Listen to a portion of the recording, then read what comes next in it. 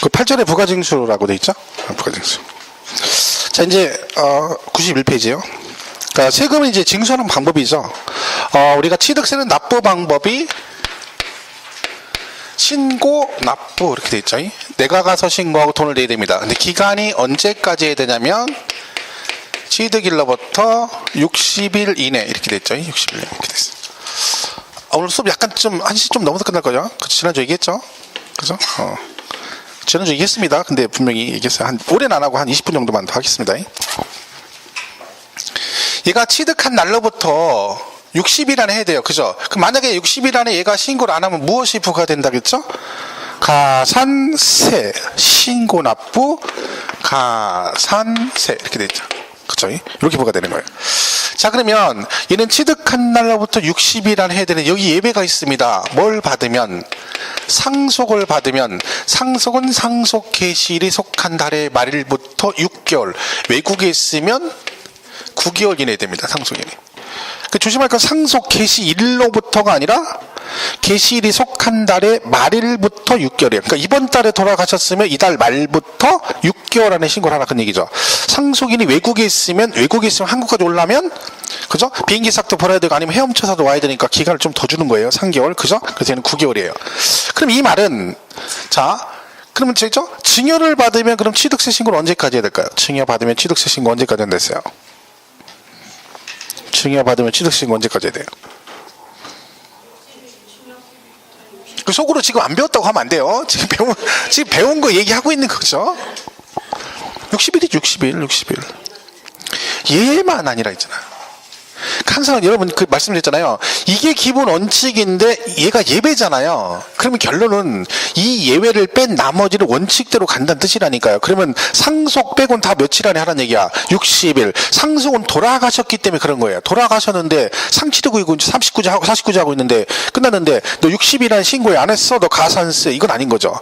그리고 이건 상속은 돌아가시면 상도 치르고 그리고 갑자기 돌아가시면 상속 재산 파악이 안 되는 수도 있어요. 그러면 그 상속 재산도 다 조사해서 신고를 해야 돼요. 본인이. 그 누적을 누락을 시키면 걔가 문제가 되는 거예요. 엊그제도 어떤 분이 저한테 오셨는데 질문하는데 그 상속 얘기를 하시는데 상속을 해서 이제 정리를 해가지고 신고를 했는데 하고 났는데 누락이 된 게 있는 거예요. 세 필지가 땅이 그 누락이 됐대요. 그래서 그걸 이제 어떻게 했느냐 이렇게 얘기를 하더라고. 근데 문제는 뭐 거기 뭐 집안끼리 막 엮여가지고 형제끼리 뭐 제가 간섭할 일은 아니더라고. 듣다가 그건 본인들이 해결될 것 같다고 말았는데 그죠? 상속이 복잡합니다 이게. 그죠? 왜냐면 형제간에 한 명만 삔또 나면 이게 엄만히 해결이 안 되거든요. 그죠? 제일 좋은 건 돌아가시기 전에 상속 채널 분할해가지고 공증 받아놓은 게 제일 좋아요. 공증 받아놓으면 그 얄짤이 딱 해야지. 그냥 구두사로 했다가 나중에 막상 되면 누군가 한 명이 나 이거 아닌 것 같아 하는 순간 이제 복잡해지는 거예요. 그러면 형제간 의인하는 거죠. 그죠? 그런 게 있어요. 그래서 그러니까 이게 그리고 특히나 상속은 양쪽에 관여하면 안 돼. 며느리가 시댁 재산 상속받는데 관여하면 안 되고 사이가 처갓집 재산 상속하는데 관여하면 안 돼요. 그러면 이게 싸움이 나는 거야. 그건 정석이에요. 저는 와이프한테 그랬거든요. 우리는 재산이 없지만 만약에 나중에 어머니 돌아가서 어떻게 되면 당신 절대 간섭하지 마라. 내가 상속을 포기하더라도 자기는 나한테 얘기하면 안 된다. 대신 처갓집 아버님 돌아가서 뭐 되면 난 절대 얘기 안 한다. 니네끼리 알아서 해. 해결해가지고 당신이 포기를 하든 얼마나 받든 알아서 하고 나는 내대로 할 테니까. 왜 그게 맞는 말이거든요. 근데 껴버리면 감정 상하게 되면 이상하게 되는 거예요. 그게. 그래서 그때는 제가 볼 때 각자 자기 집 것만 하는 게 좋은 것 같아요. 관여 안 하고. 근데 이제 무리가 되는 거야. 이제 며느리가 오바해가지고 막 하는 게 문제고 사이가 막 또 나서가지고 이러니까 이게 문제가 되는 거야. 각자 그쪽은 상관하면 안 돼요. 그죠? 이게 맞는 것 같아요. 그죠? 자, 그래서 60일 상속은 예외. 나머지는 다 60일 안에 하시면 돼요. 그럼 뭐가 나온다고요? 안 하면 가산세. 자, 그러면 이거 우리 배웠거든요. 가산세. 신고불성실 가산세와 납부불성실 가산세가 있는데 자, 이거 신고를 우리 총론에 배웠던 거 그대로 나와요. 그죠? 다시 한번 하면 일반 무신고 가산세가 있고 과소신고 가산세가 있습니다. 그죠? 그리고 뭐가 있어요? 부정무신고, 부정과소신고, 부정무신고, 부정과소신고. 그러면 이 부정자 들어가면 뭐라 그랬어요? 고의성이 있다. 그래서 어떻게 한다 했죠? 너도 한번 뭐 해봐라, 죽어봐라. 걸리면 세금으로 죽는다. 해서 죽을 사자에서 얘는 40%라 했잖아요. 그죠? 이렇게 하는 거죠. 그리고 얘는 고의성은 없는데 너는 신고를 안 했으니 이거 반절 20% 내고 너는 신고를 하긴 한 거니까 그거 반절인 10%에서 이렇게 돼 있고 납부는 1일 얘는 1일 그러니까 1이 원래 10,000분의 3 했었거든요. 근데 이게 개정됐다 했죠. 0.025% 10,000,000분의 25로 바뀌었습니다. 그러니까 하루 지날 때마다 얼마씩 추가된다는 거예요. 0.025%씩 추가로 세금을 낸다. 각자 내는 겁니다. 그러면 얘는 가산세가 둘이 따로따로 내는 거죠. 그러니까 만약에 여러분이 오늘까지 돈을 내야 되는데 돈이 없어요. 신고를 해야 되는데. 그죠? 그럼 가산세를 내겠죠, 당연히. 그럼 내가 가산세를 최대한 덜 내려면 일단 뭐는 하는 게 좋다? 그쵸? 신고를 하는 게 좋죠. 왜냐면 얘가 크잖아요. 무신고는요, 오늘까지야. 내일 닦으면 바로 20%에 그냥. 그죠? 그죠? 근데 납부는요, 하루 지날 때마다 0.2025%씩 추가되는 것 뿐이에요. 그러니까 일단 신고를 해버리면 얘는 안 내죠. 왜? 신고를 했잖아. 얘는 가산세 부과 안 되고 뭐만 내면 돼? 이것만 내면 되는 거죠.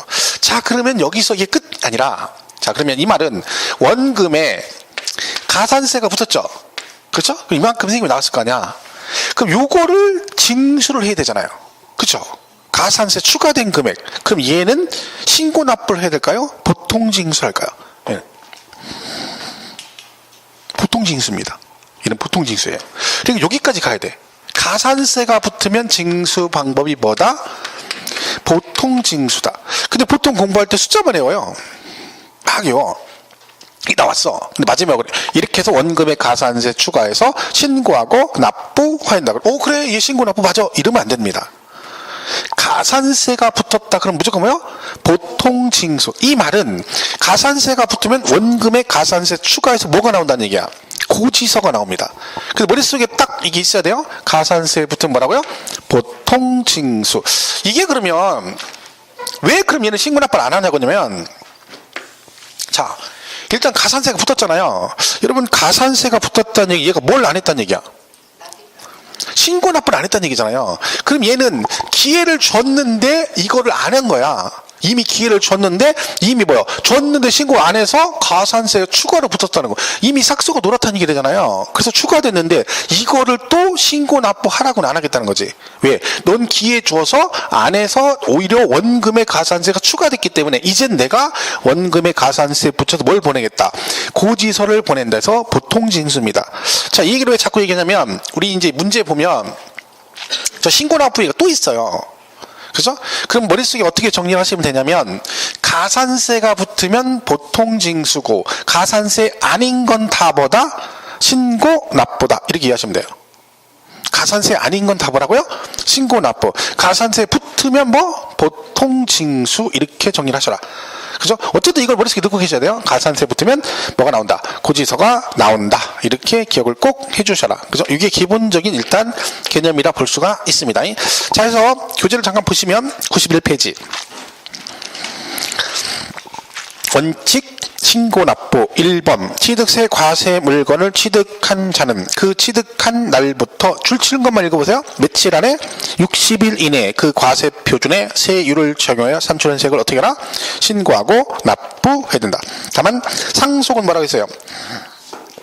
상속 개시일이 속한 달의 말일부터, 실종으로 인한 경우는 실종 선고일이 속한 달의 말일부터 각각 6개월.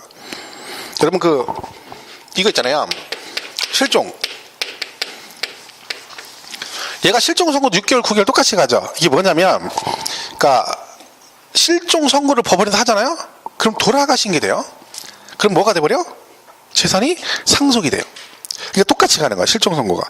그러니까 남편들이 한번 집 나갔다가 막 장기가 안 들어오시는 분 있잖아요. 이분들은 조심해야 돼요. 한 번 나가 몇 년씩 안 들어온 분들은 와이프가 이번에 또 나갔는데 간만에 돌아와서 나가자마자 실종 신고해버려. 그리고 나서 법원에서 나중에 뭐야? 실종 선고를 받아가지고 자기가 몇 년 만에 들어갔더니 와이프가 어떻게 했어? 다 상속 재산 받아가 이민 갔어. 그럼 본인은 노숙자 돼. 영등포역으로 가야 돼. 그죠? 그러니까 남자들 너무 자리를 오래 비우면 집을 적어도 1년에 분기별 6번 분기별로 한 번씩 들어가요. 분기별로 한 번씩 3, 6, 9, 10이 들어가지고 명절 2번에서 6번은 들어가 줘야 되는 거야. 그 정도. 그래야 내가 살아있던 거를 와이프가 방심하지 못하도록. 그죠? 6번 정도 들어가 줘야 돼요. 또 막 몇 년에 한 번씩 들어가는 사람이 또 막 너무 자주 들어가면 와이프가 싫어해요. 왜 이렇게 자주 돌아? 한 달에 한 번씩 돌아가고 막 짜증내요. 분기별로 이렇게 해서 6번만 들어가야 돼. 그죠? 너무 자주 들어가 싫어하죠. 그죠? 그러니까 조심해야 돼요. 그러니까 무조건 하면 안 돼. 이거 실종. 적당히 들어가줘야 돼. 명절 2번 하고 3, 6, 9, 10 분기 말로 이렇게 해서 들어가 주시는 게 좋습니다. 그래야 와이프가 실종 신고를 안 해요. 그죠? 조심하셔야 돼. 그죠? 그러니까 그런 거죠. 너무 자주 들어가도 뭐라고 안 들어가도 뭐라고 그러죠. 옛날에 어떤 교수님이 일요일에 강의 특강을 했는데 특강이 잡혔는데 주말 부부예요. 그래서 주말에만 내려가다가 그날 특강이 잡혀가지고 갑자기 잡혀가지고 못 내려가게 된 거예요. 그래서 와이프한테 전화해서 내가 갑자기 특강이 잡혀서 못 내려가니까 그런 줄 알고 자기 딸이 이제 서운해가지고 얘기를 한 거예요. 그때 그 사모님이 얘기 듣자마자 아무 일도 없었던 것처럼 걱정하지 말고 잘하고 그냥 뭐 다음 주 오면 되지 뭐 그냥 완전히 지나가듯이 숙식 그냥 얘기하더래.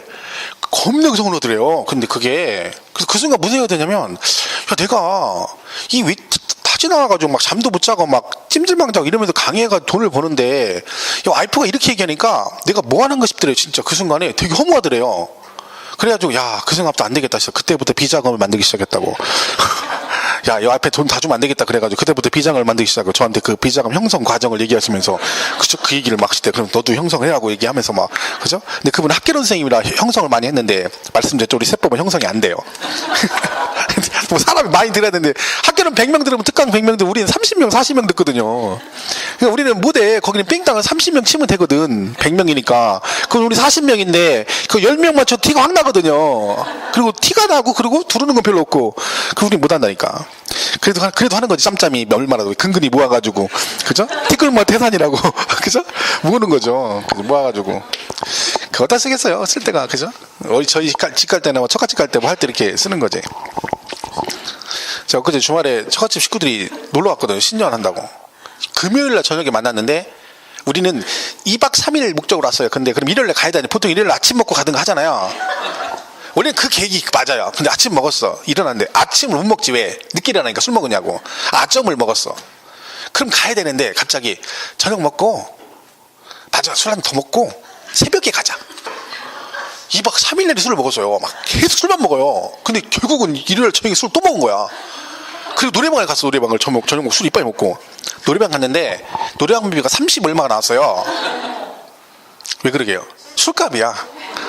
그러니까 노래방비는 2만 얼마 1시간 들어갔는데 그때부터 계속 이 맥주를 니콜레인데 먹다 보니까 우리가 자주 잘 먹으니까 이 노래방 주인이 계속 넣어준 거예요. 3시간 몇 번을 부른 거야. 우리는 몰랐어. 우리는 저거 끝나면 가자 했는데 3시간 몇 번 나갔는데 30몇만 원 나왔다니까. 술값이 한 30만 나온 거야. 병 하나 찌까는 게 5천원씩 받더라고요. 그러니까 한 번 올 때 10병 이렇게 하니까 한 번 줄 때 5만원 이렇게 두는 거잖아요. 안주 몇 개 시키고. 골 때린다니까. 그리고 결국 새벽에 4시에 갔잖아. 해명 4시에. 12시 자고. 그러니까 제가 뭔 피로가 풀리겠어요, 지금? 계속 잠을 3시간, 4시간 술만 먹었는데. 막 점심 앉으면 그냥 점심 때 가서 식당에서 밥 먹으면 보통 맥주 한 10대병 막 먹어요. 기본 점심 때. 소주 몇 병에. 그게 기분이야. 그리고도 쌩쌩해. 또 먹고. 어우. 지겹다, 지금. 그죠? 근데 지금 피로가 아직, 오늘 수요일이라 그냥 좀 풀렸네요. 월요일을 죽는 줄 알았어요.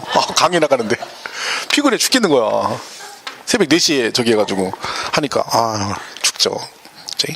신청신고 조심해야 돼요. 남편들은 그거 싸우면 안 돼. 부인하고 싸우면 꼭 풀고 자야 돼. 왜냐면, 안 풀고 자면 아침에 누가 눈 뜰지를 아무도 몰라요.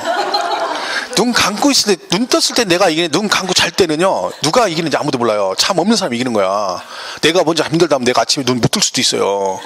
와이프가 열받아가지고 수건에 물 묻혀서 얼굴 툭 덮으면 어떡할 거야. 훅 가는 거야. 그 저는 와이프가 싸우다가 만약에 못 풀었다 그러면 약간 느낌이 쎄하다 그러면 각방을 씁니다.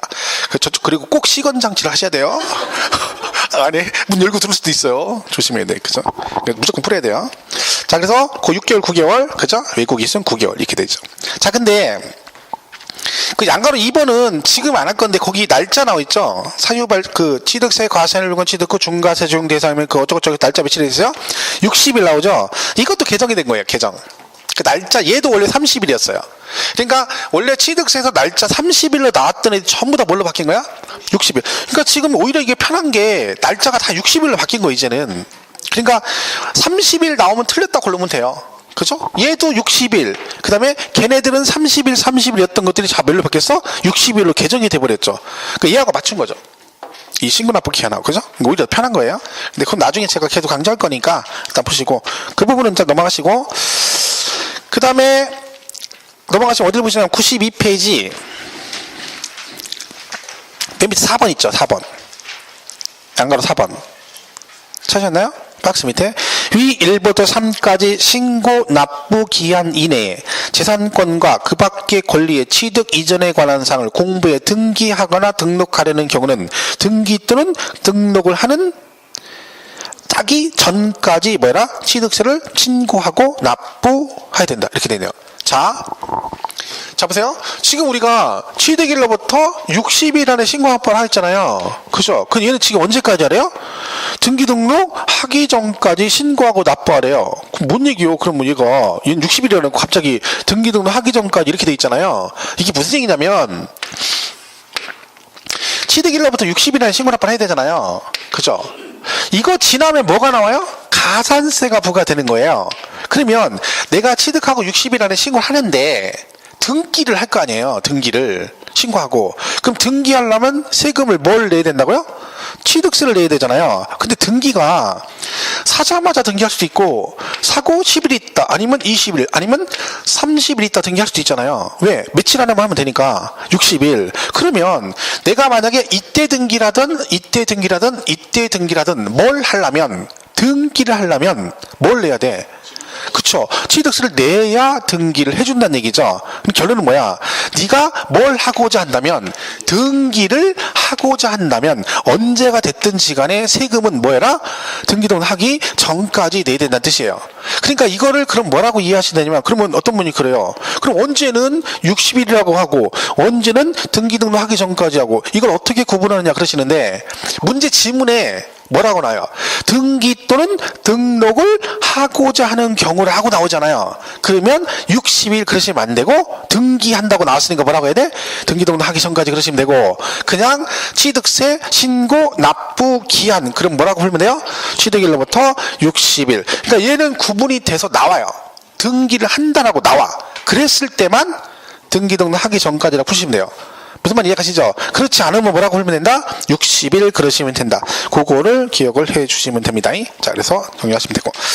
나머지는 크게 볼 거 없어요. 자, 이게 이제 기본적인 내용이다. 넘어가면 예배의 보통징수 94페이지죠. 94페이지 보통징수라고 돼 있죠? 자, 여러분 보통징수가 나왔다는 얘기는 딱 보통징수 결정 뭐요? 가산세 딱 나와야 돼요. 자동으로 나와야 돼. 가산세 그럼 뭐 보통징수 이렇게 자동으로 연관 검색어처럼 딱 나와야 돼요. 그죠? 송중기 그러면 딱 송혜교 딱 떠올라오고 그죠? 그죠? 이정재 그러면 임세령 막 이렇게 떠올라야 돼요. 이렇게 딱딱 그죠? 연관 검색어처럼. 몰라요? 모르지 뭐 텔레비도 안 보고 영화도 안 보고 TV도 안 보고 뭐 뉴스도 안 보고 아무것도 안 보는데 뭐. 그치? 몰라요? 임세령 몰라? 그 이정재 애인? 대상그룹 큰딸. 그 저기 와이프였잖아요. 이재용의 와이프. 이재용. 삼성 이재용 와이프는 이혼했잖아요. 이렇게 지금 이정재랑 사귀잖아요. 원래부터 그런 얘기 있었고. 텔레비도 안 보고 뉴스도 안 보고 인터넷도 안 하고 뭐 예? 사이드 스토리죠. 그게 그죠? 이정재. 걔가 임세령과 대상 미원 있죠. 미원 그룹. 지금 대상 그룹이죠. 거기 딸이에요. 큰딸. 거기 딸만 둘이 있거든요. 이게 큰딸이잖아. 그죠? 그러니까 돈이 걔도 많죠. 어쨌든 간에. 돈 걱정 없는 애예요. 그죠? 왜 어차피 상속재산이 있고 많으니까. 자기 재산은 많이 있죠. 근데 이제 그때 이혼했죠. 이혼하면서. 그리고 지금 이정재랑 사귀죠. 잘. 시험에 안 나오니까 뭐 집중할 필요 없어요. 사이드 스토리를 좀 알고 있어야 되죠. 그런 거죠. 뭐. 그죠? 자, 그래서 거기 하여튼 예외 보통징수나 무조건 가산세 떠올리시면 된다. 그죠? 가산세는 뭐 한 거니까 넘어가시면 되고. 그 기한로시는 지금 안 하겠습니다. 이건 좀 내용이 약간 복잡하니까 3월달에 해서 충분하고요. 뒤에 가산세 나와요. 96페이지. 자, 여기 한번 보세요.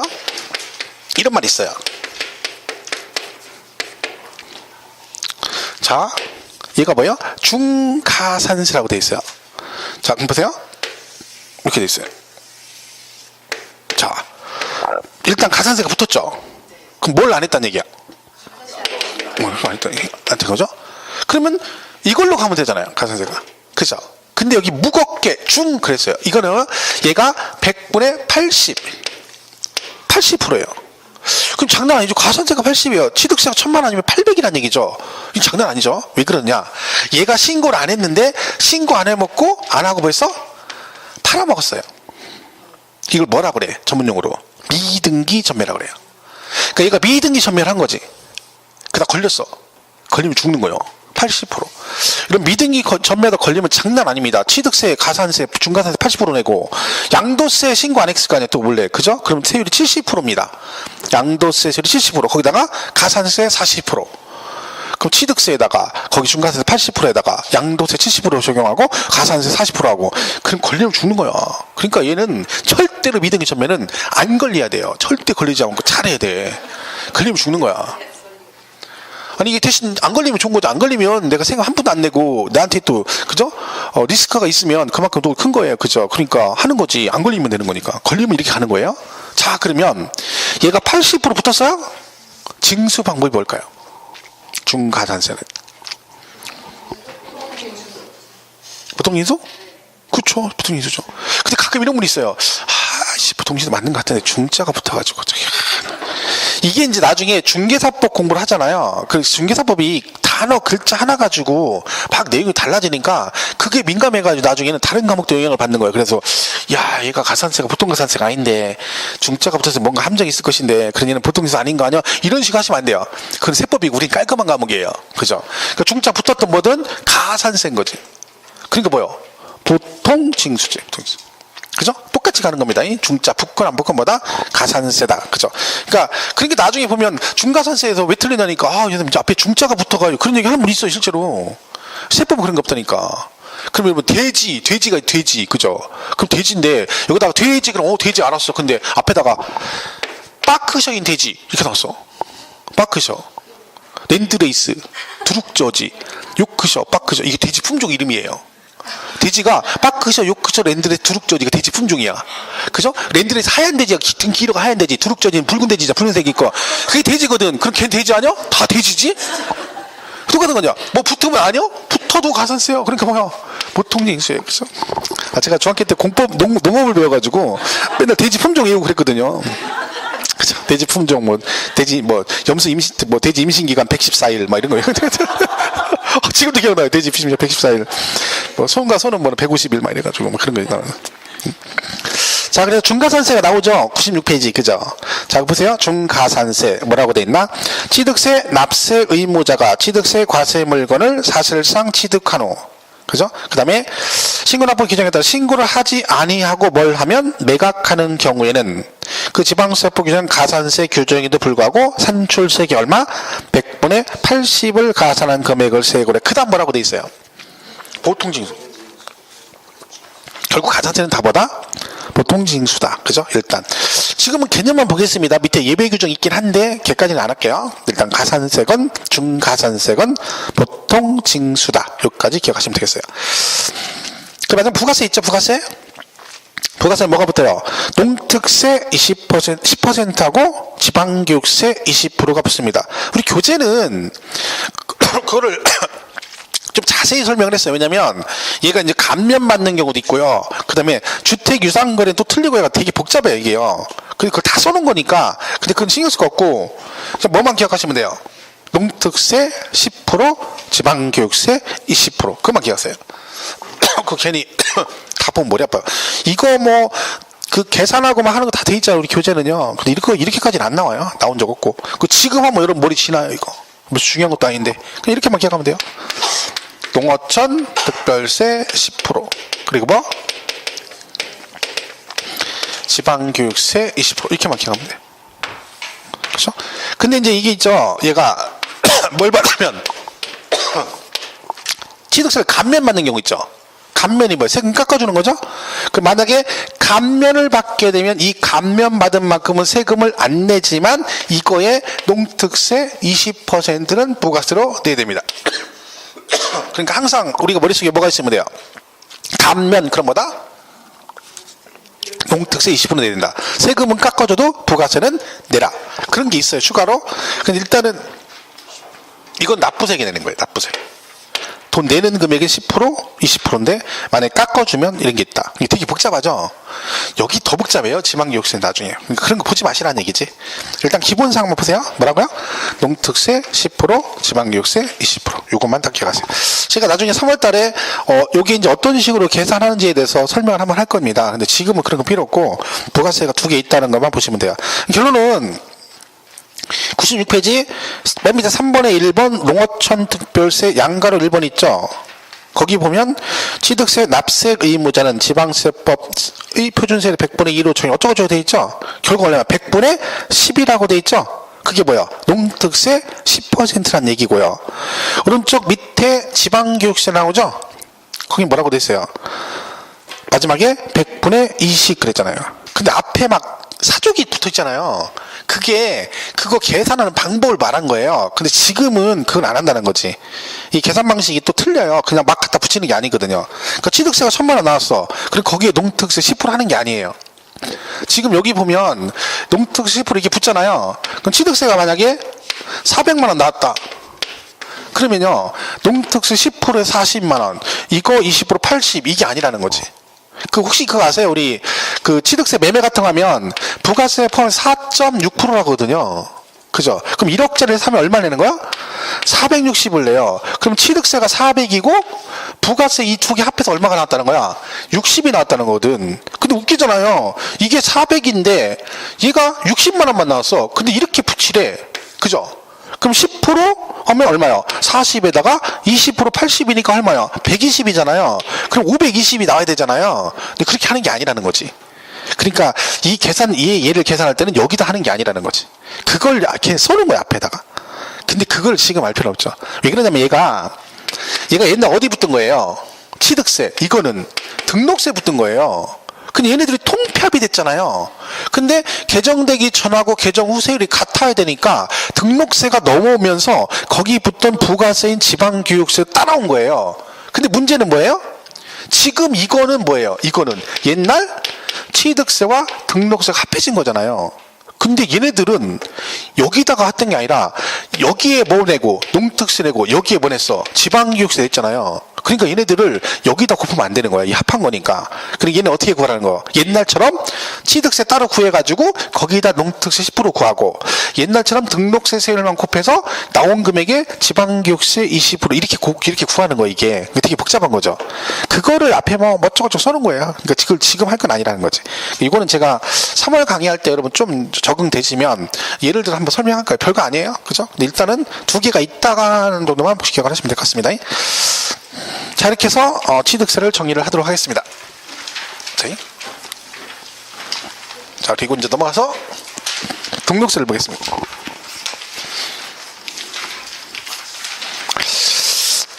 등록세는 문제 한 문제 나온다고 말씀드렸죠. 한 문제. 근데 뭐 작년에는 2문제가 나와서 왜냐면 작년에 개정사항이 있어가지고 그거 하나 출제되고 해서 2문제가 나오는데 굉장히 드문 케이스고요. 거의 한 문제 나온다라고 생각하시면 돼요. 등록세. 자, 잘 보세요. 제가 아까 취득세와 등록세가 합해졌다 했잖아요. 그래서 이름이 뭘로 바뀌었다고요? 취득세. 그런데 지금 등록세가 있죠. 이건 왜 그러냐면 이 등록세 중에 이 등록세 전체가 이렇게 합해진 게 아니고요.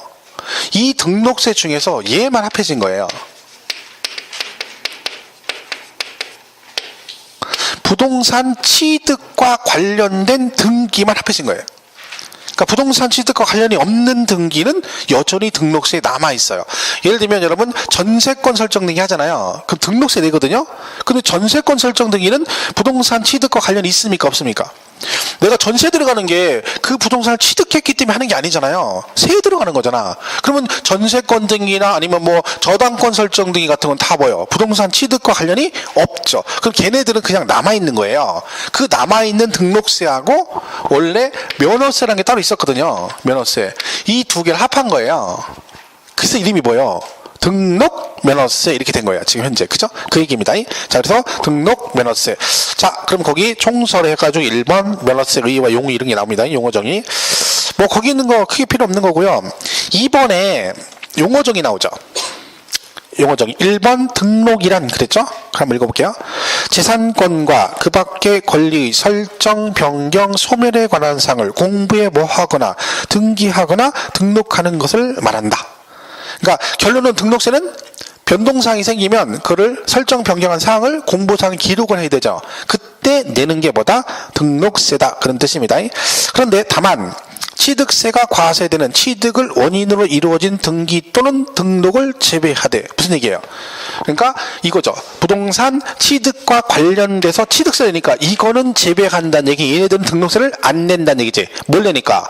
합해서 취득세를 내니까. 그런데 다음의 어느 하나에 해당하는 등기나 등록은 뭐한다? 포함한다. 그러니까 지금 1, 2, 3, 4, 5 있죠. 얘네들은 뭘 낸다는 거예요? 등록세를 낸다는 거죠. 여러분 광어권, 어업권은 취득세 과세 대상이고요. 그죠? 다 지금 보면 이게 취득세 과세 대상이거든요. 근데 왜 등록세를 낸다는 얘기야? 얘들은 취득세 내지 말고 뭘 내라? 등록세를 내라는 얘기예요. 왜냐면 광어권, 어업권 취득은 이게 권리잖아요. 권리. 부동산이 아니죠. 그죠? 그러니까 얘는 뭘 내라는 거예요? 등록세 내라는 얘기고, 그 다음에 외국인 소유의 취득세 과세 물건의 연부 취득에 따른 경우도 마찬가지로 뭐다? 걔네들도 뭘 내라? 취득세 내지 말고 등록세 내고. 왜요? 외국인 소유면 내가 산 게 아니죠. 명의는 외국인 거야. 근데 내가 뭐 한 거야? 임차하여 수입한 거죠. 제가 제 거 아니잖아요. 그냥 제가 빌려온 거야. 그래가지고 제가 사용하거나 뭐 대여한다는 얘기죠. 그럼 얘가 내 앞으로 등기하면 취득세를 내면 안 되죠. 왜? 취득한 게 아니잖아요. 왜? 내 게 아니잖아. 대신 등록을 할 수 있다는 거죠. 그때는 뭘 내라? 취득세 합한 거 내지 말고 등록세만 내라는 얘기고, 그 다음에 3번은 취득세 부과 제척기간이 경과한 해당 물건. 여러분 제척기간이라는 게 나중에 배우는데 세금을 부과할 수 있는 기간이 있어요. 법으로. 내가 취득세 신고를 안 했어. 그러면 과세권자가 나한테 세금을 부과하거든요. 근데 그 부과 기간이 7년이에요. 그러니까 내가 신고 안 했는데 7년 안에 나한테 부과를 해야 돼요. 7년 지나면 부과할 수 있다 없다? 없어요. 그럼 취득세 부과를 못해. 하지만 뭐요? 7년 지나 등록을 할 수 있죠. 그럼 뭐는 내지 말고 취득세가 아니라 뭘 내라? 등록세를 내라. 뭐 이런 식으로 되는 거죠. 4번도 마찬가지고. 면세점이 적용될 때 50만 원 이하면 취득세를 안 내요. 그죠? 하지만 뭐는 해? 등록을 해야 되잖아. 그럼 옛날처럼 똑같이 가라는 얘기야. 취득세, 등록세 따로 낼 것처럼 면세점 적용되면 취득세는 안 내니까 걔는 내지 말고 2% 내지 말고 뭐 그걸 빼 나머지 등록세만 내라. 뭐 이런 식으로 가는 거예요. 그게. 5번은 2010년 12월 30일 이전에 취득세 과세한 물건 취득한 경우 그 물건의 등기 또는 등록. 이게 무슨 얘기냐면, 자, 이 뒤에 세율에서 제가 설명할 건데 미리 하면 우리 법이 이때 바뀌었잖아요. 이전하고 이렇게 돼 있잖아요. 근데 보시면 얘가요, 이거 전에 취득한 거는 취득세와 등록세를 따로 냈잖아요. 이렇게. 그죠? 근데요, 이때 사가지고 등기를 지금 할 수 있잖아요. 그죠? 자, 이때 사서 뭘 냈어? 취득을 내고 아직 등기를 안 했어. 왜? 이때는 따로따로 낼 때니까. 그죠? 그러니까 여러분이 2010년대에 여러분 상속을 받으셔가지고 취득세 신고를 하셨는데 아직 등기 안 된 분도 있거든요. 근데 그럼 지금 등기를 하잖아요. 근데 문제는 뭐야? 지금 등기하려면 법이 바뀌어가지고 얘하고 얘가 뭐 됐어? 합해서 뭘로 바뀌었어? 이렇게 바뀌었잖아요. 근데 이 사람들이 이때 사서 취득세 내고 등기 안 해서 지금 등기하는데 이걸 내면 안 되는 거지. 왜? 난 얘는 이미 냈잖아. 이중과세 가야 되잖아요. 그래, 그런 사람들은 뭐만 내라는 거예요? 등록세만 내라는 거예요. 등록세. 지금 여기 있는 등록세. 그 얘기예요. 그러니까 그게 그 얘기지. 2010년 12월 31일 이전에 취득해서 등기하는 경우는 세금을 뭘 내라? 취득세 내지 말고 등록세를 내라. 이렇게 돼 있다는 거야. 그런 얘기들이에요. 이건 지금은 이해할 필요 없어요. 그냥 그런 게 있나 보다 하시면 돼요. 자, 그리고 오른쪽 성격이 나와. 2번. 등록 면허세 성격 해가지고 뭐 쭉 나와 있잖아요. 뭐 어쩌고저쩌고 돼 있는데 4번에 보시면 동문의 4번 등록 면허세는 형식적 요건인 등기 등록을 과세 요건으로 하여 그 명의자에게, 누구에게요? 명의자에게 등록 면허세를 부과하는 엄격한 형식주의 또는 명의자 과세 원칙을 취하고 있다.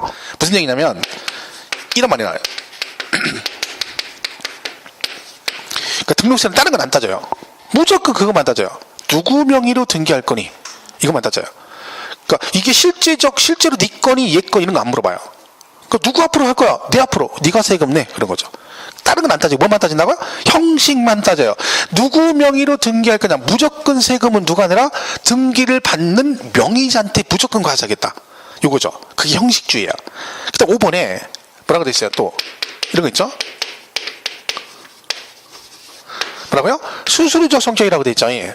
자, 여러분 이게 뭐냐면 등록세는 조세잖아요. 세금이죠. 그러니까 수수료가 아니죠. 근데 성격이 얘하고 같다는 거야. 그럼 여러분 수수료가 뭐예요? 수수료가 뭐예요? 그러니까 뭔가 해주고 그 대가로 주고 받는 게 수수료잖아요. 그럼 등록세는 조세인데 이거하고 똑같은 성격이라는 거지. 왜? 내가 뭘 하면 등기를 신청하면 그냥 걔들이 뭐요? 돈 내고 하잖아요. 내가 돈을 내잖아. 돈 내고 나면 얘가 뭘 해줘? 돈 받고 나서 뭘 해줘?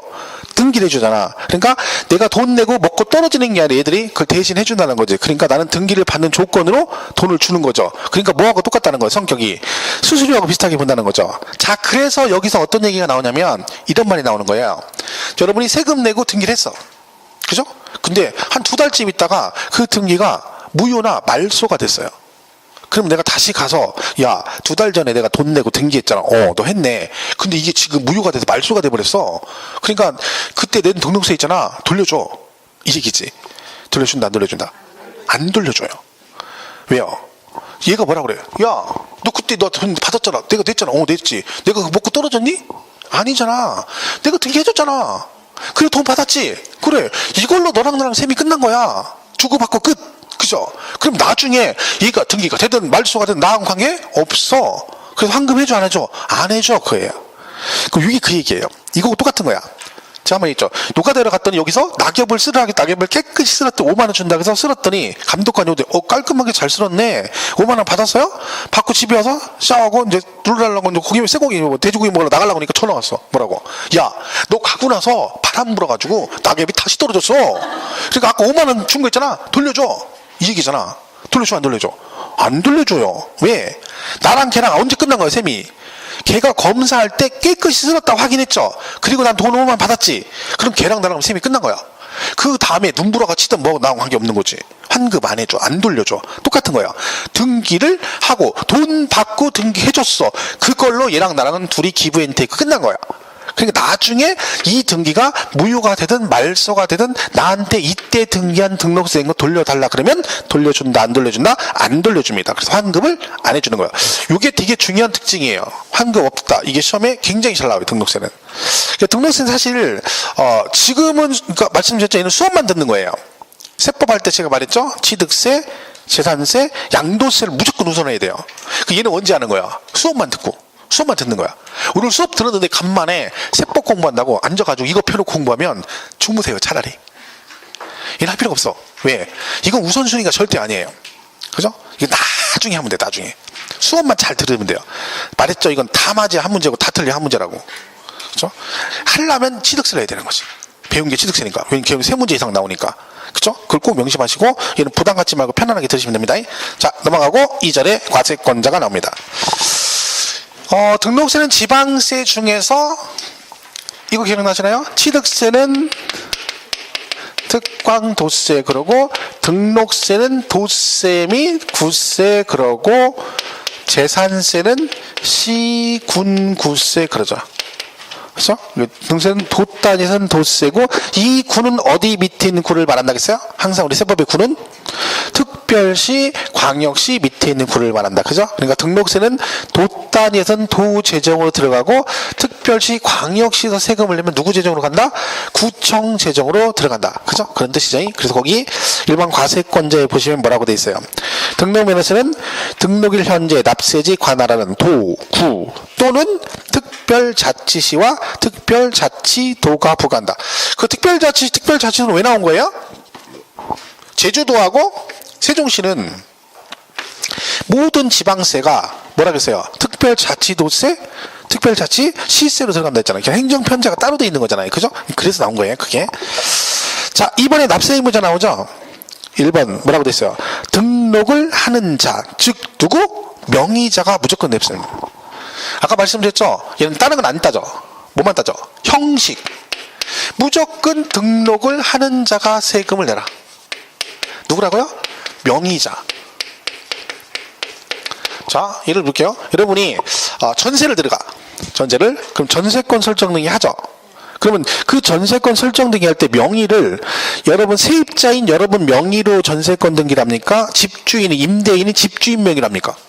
전세 들어갈 때. 세입자지, 세입자. 설마 여기서 집주인 아니야? 그럼 내가 돈 5억 주고 전세 들어갔는데 집주인 명의로 5억 전세 등기해주고 그럼 나올 때 집주인이 뭐라 그래? 너도 5억 주고 가야지? 왜? 전세권 설정. 그래요? 말이 안 되는 거지. 누구 명의로 해? 세입자. 그럼 세입자가 등록을 하는 자고 걔가 명의자죠. 그럼 세금은 누가 내야 돼? 세입자가 전세권 설정 등기일 때 등록세 걔가 내야 되는 거야. 자, 거꾸로 여러분이 집주인인데 돈을 빌렸어. 집 담보로 은행에서 돈 빌렸어. 그럼 뭐를 해요? 은행에서 저당권 설정 등기 하겠죠?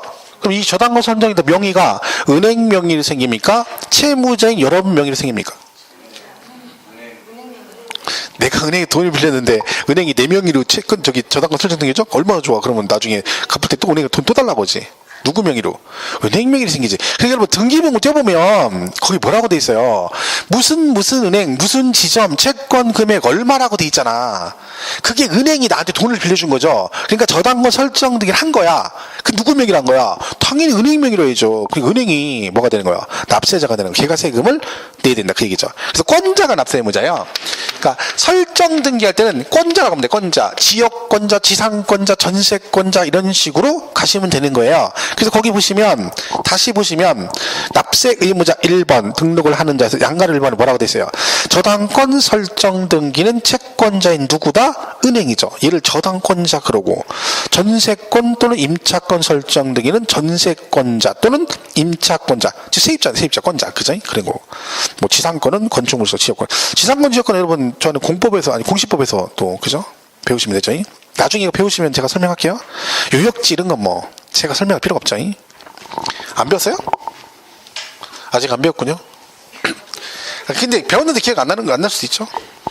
그러니까 기억이 안 나는 걸 갖다가 당연하게 받아들여야지 짜증내면 안 됩니다. 그래서 나는 머리가 아닌가 봐 이런 얘기 하면 안 돼요. 그죠? 머리는 다 돼요. 이 시험은 한글 못 뗀 사람만 떨어지는 거예요. 한글 뗀 사람은 다 붙을 수 있어요. 그죠? 그러니까 한글은 다 뗐잖아. 그죠? 가끔 가다 한글 못 읽을 때 있어요. 그죠? 엉뚱하더라고. 그죠? 다 붙을 수 있어요. 그러니까 지금 뭐 신경 쓸 거 없어요. 지상권, 지역권은 나중에. 지상권이 뭐예요? 남의 땅에다가 내가 지상권 설정하면 그 기간 동안 내 것처럼 사용할 수 있는 거죠. 기간 뭐 10년, 20년, 30년 해가지고. 그죠? 그 얘기고. 지역권은 뭐예요? 남의 땅에다가 설정하는 거죠. 예를 들면 이렇게 땅이 있는데 이렇게 돼 있어. 근데 갑을. 자, 얘는 뭐예요? 도로에 접해 있지 않죠. 이걸 뭐라 그래? 맹지라 그래. 맹지. 눈먼 땅이에요. 그럼 여기도 건축 행위가 불가능하죠.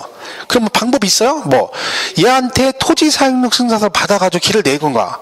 아니면 돈 있으면 이걸 사가지고 하필하면 되고. 안 그러면 여기다 뭐를 해? 지역권 설정하는 거죠. 지역권은 내 땅의 편익을 위해서 타인의 토지에 설정하는 겁니다. 그죠?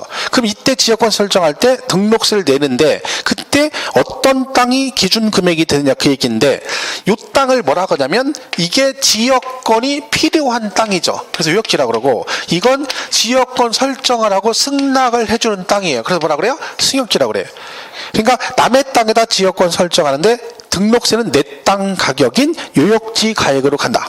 뭐 그런 얘기입니다. 그죠? 근데 그건 뭐 공식배도 배우세요. 그죠? 여기서 그냥 권자다, 명의자다 이것만 기억하시면 돼요. 그리고 얘가 시험 문제가 종합으로 한 문제가 나와요. 거의 종합 문제로. 그러니까 특출나게 막 납세 문제 하나만 해서 정해서 나오는 경우가 많지는 않아요. 그러니까 전반적인 내용을 보시면 되는 거예요. 자, 그다음에 3절에 과세 물건, 과세 객체 나오죠. 얘는 과세 물건을 외울 것도 없어요. 왜? 등기 등록 받는 것들은 다 대상이에요. 물어보진 않아요. 절대로. 그죠? 그리고 납세지 나오죠? 마찬가지예요. 납세지 가면 1번부터 쭉 있잖아요. 외울 필요 없어요. 그죠? 나중에 거기 몇 개만 할 거예요. 거기서. 필요한 것만. 그죠? 지금 볼 필요 없어요. 중요한 거 아니에요. 그죠? 면허는 볼 것 없어요. 면허는 우리 시험에 안 나오니까. 그죠? 간당간당 넘어가기 1시간이면 다 끝나요. 사절 비과세. 볼 거 없죠? 국가 등은 다 비과세예요. 국가 등은 왜? 국가는 과세권자니까 다 비과세고 거기서 그 밖에 비과세 보면 3번에 출처있죠. 희한하게요. 얘를 잘 내요. 시험 문제. 지문 하나 나올 때가 있거든요. 그럼 제일 많이 나온 게 이거요. 뭐라고 돼 있어? 무동과 이 접속된 부속시설 부지로 사용된 토지로서 지적공모상 지명이 묘지인 토지에 관한 등기는 뭐 해준다? 비과세한다. 최근에도 한번 나왔죠. 이게. 그러니까 제가 볼 때 비과세 중에 지문 제일 많이 나온 게 이거예요. 그러니까 얘는 단독으로 안 나오거든요. 지문 가끔 하나 나오는데 얘가 잘 나오더라고. 그러니까 무덤과 그 주의 부속실 토지가 있잖아요. 근데 걔가 지목이 묘지로 된 게 있어. 묘지로. 걔는 뭐 해주겠다? 비과세를 해주겠다. 그런 얘기입니다. 그거 하나 보시면 돼요. 그다음에 5절은 과표죠. 과표. 자, 얘도 이제 과표가 우리 취득세 배울 때 과세 표준은 신고가액이 원칙이고 예외가 시가 표준이고 그리고 사실상 취득 이렇게 배웠잖아요. 그 얘는요 등기 종류가 되게 많죠.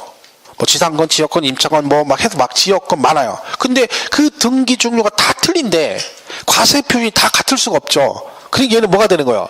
등기 종류에 따라 과표가 다 틀려요. 골 때리는 거지. 그러니까. 그치? 자, 그래서 첫 번째 등록 당시 가액. 그래서 이게 뭐냐면 자 이런 게 있어요. 그 등기하고자 하는 그 부동산 가액을 과세 표준하는 등기가 있어요. 이게 뭐가 있냐면 소유권에 관한 등기나 지상권 등기 있죠. 지상권. 얘네들은 과세 표준이 뭐가 돼요? 그 지상권 설정 등기하고자 하는 그 부동산의 가액이 과세 표준이 됩니다. 그럼 시험 문제는 어떻게 나와요? 이렇게 나와요.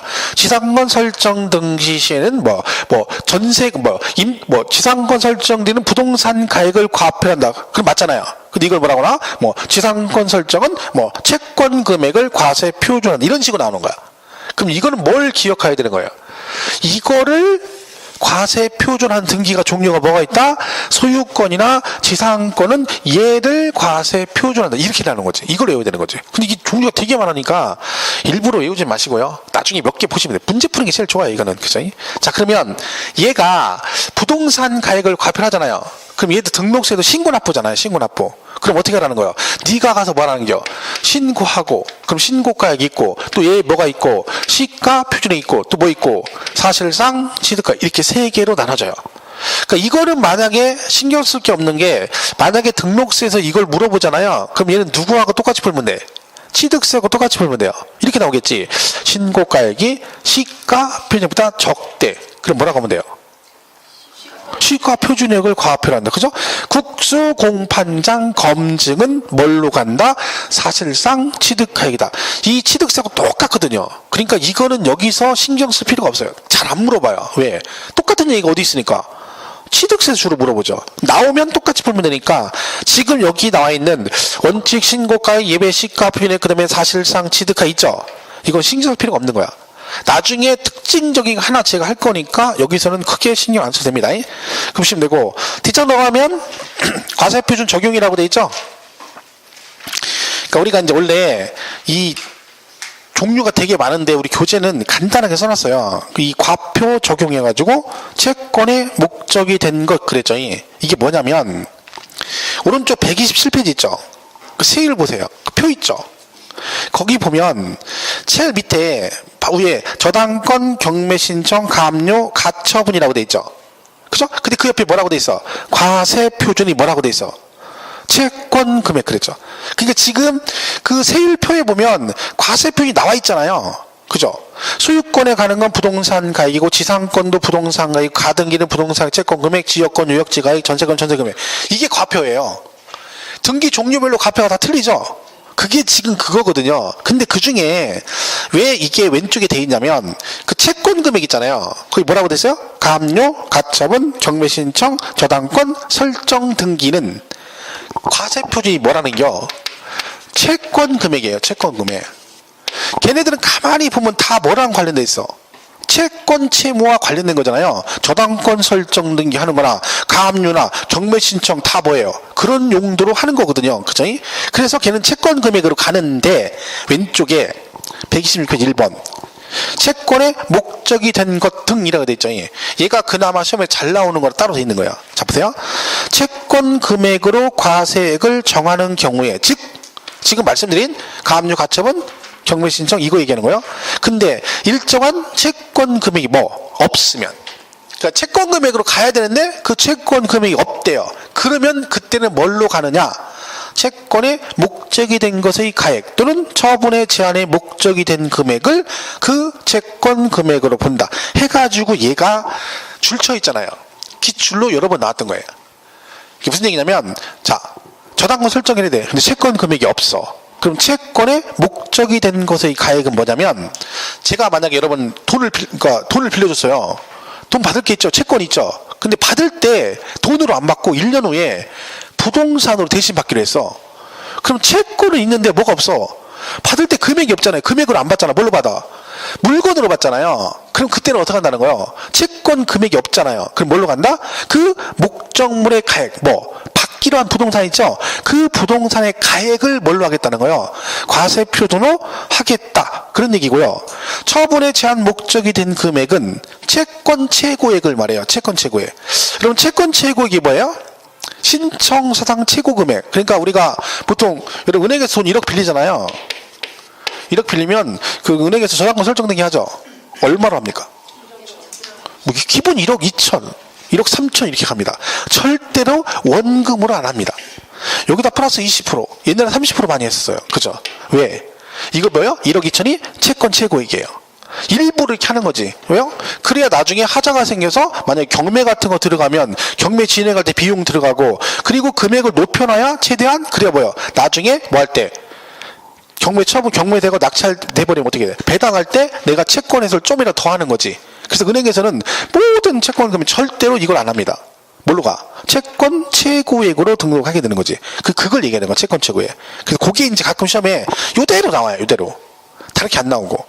채권 금액 과세 규정, 채권 금액이 없을 때는 이걸로 간다라고 지문에 그냥 나오는 거지. 그나마 얘가 자주 나온 내용이라서 체크가 돼 있는 거예요. 그죠? 그러니까 그렇게 정리를 하시면 됩니다. 별거 없어요. 그냥 이거는 막 들을 때 멍하더라 그냥 넘어가시면 돼요. 뭐 크게 신경 안 써도 돼요. 이거 뭐 해가지고 막 맞고 틀리고 하는 거 아니니까 등록세는 크게 신경 안 써도 됩니다. 자, 이렇게 보시고 잠깐 쉬었다가 그 세일 있죠? 거기부터 정리하겠습니다.